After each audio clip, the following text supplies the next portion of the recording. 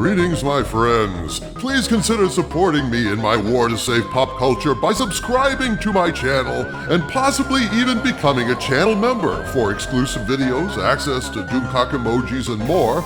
And if you like this video in particular, please consider using the new Super Thanks feature and putting a tip in the tip jar located next to the like buttons down at the bottom of the video. Thank you for watching, and now, on to the video. My friends, Indiana Jones 5 has been teetering on the edge of disaster for the last 2 years, as Kathleen Kennedy has allegedly done her level best to implement her ultimate woke masterpiece, the destruction and feminization of the Indiana Jones franchise. This was to be her coup de grace, her final repudiation of the so-called patriarchy, by not only killing off one of the most masculine role models of the last 50 years, but actually erasing him and replacing him with a woman who, courtesy of time travel, would become Indiana Jones, the bestest Indy ever, correcting all his mistakes, distributing all his recovered treasures to the indigenous peoples who made them, putting Indy down in snarky fashion the entire film, then strolling away with his hat and whip. This is what Kathleen Kennedy supposedly wanted to happen. But now, according to rumors I'm receiving from various sources, Disney is in a mad scramble now to do damage control on Indy 5. Massive changes are being made as we speak, allegedly, and while this could be propaganda designed to lull us into a false sense of security, I kind of doubt it. Logic tells me that if Disney realizes there's such a massive problem that they need to lie about making changes to calm people down, well then, they must surely know they're just delaying the inevitable backlash and will have to pay the price for their lack of vision when the movie actually premieres. So either they don't realize there's a problem, in which case there would be no need to leak info that changes are being made, or they do realize it, they are leaking these rumors, and they are doing everything they can to defuckify this mess, because now they finally understand what a disaster Indy 5 is shaping up to be. Well, my friends, I have some really interesting leaks to share with you today, and while I do not believe that Indiana Jones 5 could possibly be anything but awful after all this mess, there are degrees of awful, and I am hopeful that Indy 5, after the re-editing and the reshoots, will be normal garden variety suck, not the existential Götterdämmerung foobar level apocalypse suck that I've been warning about for damn near 2 years now. Okay, so you're saying that they finally get it, they're finally panicking, and they're finally doing everything they can to fix this catastrophe, but it's still going to be bad, is that what you're saying? That is my feeling, Harvey Cthulhu. Look, with all the drafts, all the scrapbooking, all the many different versions they shot, there's going to be a price paid in terms of coherence. The narrative drive will be a lurching mess as the story keeps hitting seam after seam in the patchwork quilt of a story. You can't have a great story made up of scraps and patches in your make-your-own-adventure modular script. It's going to suck, but at least now it appears that it's going to suck in the normal way that most Disney things suck these days, but that Indy himself will fare a lot better come June if these sources are correct. At this point, I must tell you that the information I'm about to present was provided to me by sources claiming knowledge of the situation, but since I cannot personally verify any of this, I'm presenting it as unverified rumor, and I ask you to please take it with a grain of salt. So let's establish a timeline here of recent developments before I go into the latest rumors I've been told. Just sit tight for a second. You're going to want to hear this because it's not only hilarious, it's also immensely satisfying. So sometime around December 12th, John Williams leaked during a concert in Italy that a new ending was going to be shot for Indy 5 come January of this year. Mangold denied it was true, that there were no reshoots, no test screenings, no multiple endings, but now it seems John Williams was not only right about another reshot ending, but even more radical changes are being implemented on Indy 5 allegedly in a desperate attempt to save it, and the final straw that broke the camel's back may have come from Bob Iger himself. because there's a rumor that over the holidays, Iger finally screened a cut of Indy 5, and that's when shit got serious. My Hollywood spy sent me the following update regarding Iger's opinion of Indy 5. Quote, "As you know, Bob Iger has returned to the scene of the crime to head up Disney. Well, he's been putting out fires. Allegedly, over the holidays, he finally got to sit down and watch Indy 5, according to someone in the know. Bob allegedly watched the entire thing and never said a word. After the movie was done, he allegedly called Kathleen Kennedy and asked her, was she really responsible for what he just witnessed? Allegedly, after a few moments, Iger said to Kennedy, 'Well, I'll give you two choices.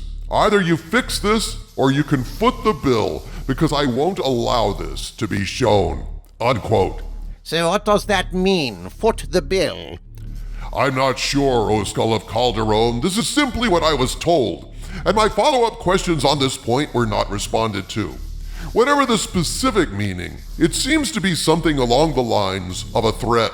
He was threatening not to release Indy 5, that much is clear.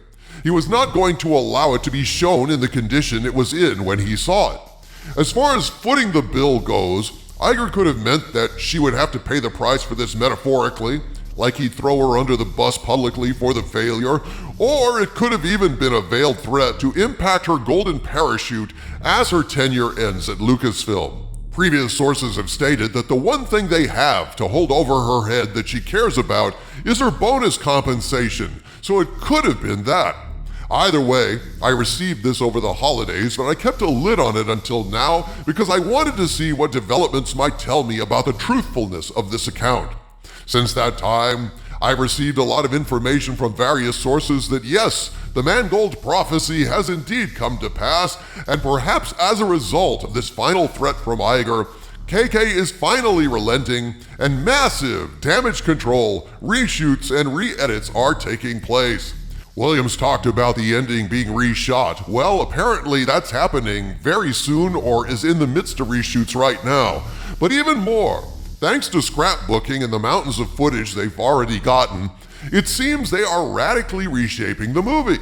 Perhaps James Mangold knew this was coming, and that's why he felt so confident going out on a limb and saying Fleabag doesn't replace Indy. It was never discussed. It never happened. Because he knew through internal politics and the lay of the Lucasfilm land that despite this being an obvious lie, that KK was absolutely gunning to replace Indy with a woman. Perhaps Mangold knew it would never happen.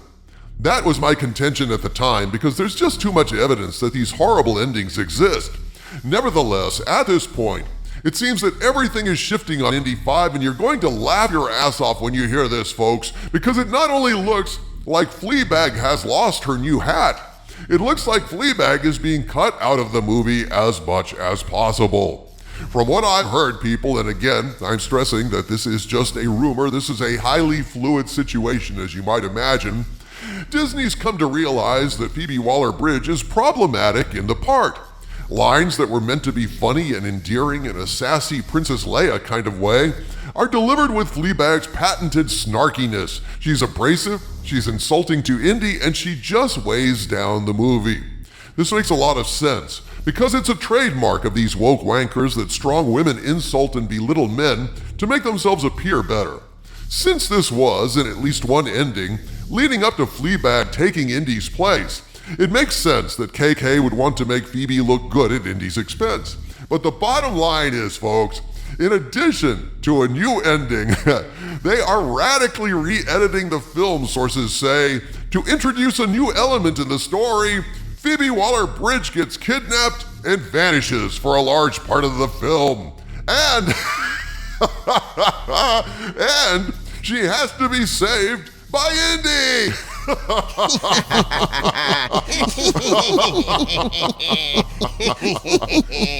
Fleabag is an obnoxious pain in the ass, and so they decide that she needs to exit stage left, getting kidnapped for a chunk of the movie. Isn't this too good to be possible? It's almost too good and too funny to be possible, isn't it, O Skull of Calderon? And yet, I keep hearing this, folks. I don't know if they previously had her get kidnapped and they're just moving that part to earlier in the film, or if they're trying to do a quick reshoot to cover this. I don't have any more information on that, though I hope to have more to confirm or deny this rumor in the coming weeks. But I have been told, aside from this, that they're cutting as much of Phoebe's stuff as they can to minimize her impact on the film and lighten the movie up. A source has informed me that people associated with the production have been spilling the beans and venting about their anger and bad experiences with the production, and these people had a lot to say about Phoebe Waller-Bridge's role in Indy 5. Allegedly, according to this source, who was sharing some of this info with me from the group, Phoebe Waller-Bridge was hoping to soften her image outside of the UK after Fleabag's success. Now, in the UK, Fleabag's kind of sarcastic, plotting attitude is perceived as endearing, especially since she suffers for her own screw-ups in the end. This is a British trope at this point. I mean, look at Ricky Gervais in The Office, a thoroughly reprehensible character that we enjoy in a cringy kind of way, watching him get his comeuppance. Well, this works well in the UK, where they're used to friends taking the piss, so to speak. But outside the UK, Phoebe Waller-Bridge is perceived as kind of pushy and obnoxious. So hoping to score a role that would soften her image and be more lighthearted and fun, Phoebe took a part in Indy 5, figuring, hey, how bad can you fuck up a fun, wisecracking gal Friday in an indie flick? Well, alas for Phoebe, she is who she is, and these fun, lighthearted moments she coveted are allegedly polluted because she brings to the role the same old Fleabag tone, mocking, sardonic, and insulting. As someone put it on the comment board, quote, she's no Rachel Weisz, unquote. And she certainly isn't. So you've got Fleabag basically ragging on old man Indy the whole time, rolling her eyes, giving her sideways glances, doing her snarky shtick, and this is a recipe for disaster.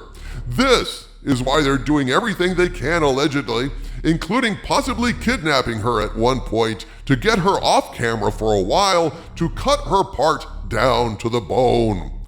Alas, poor Fleabag, we hardly knew ye, and we hope things stay that way.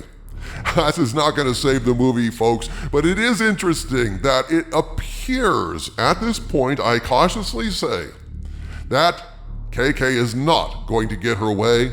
Indy is not going to be replaced at the end of the movie by Phoebe Waller-Bridge, although his death is still in question. I will bring you more as I get more, my friends, but until that point, from the center of the earth, this is Dictor Van Doomcock bidding you all, my friends, stay angry.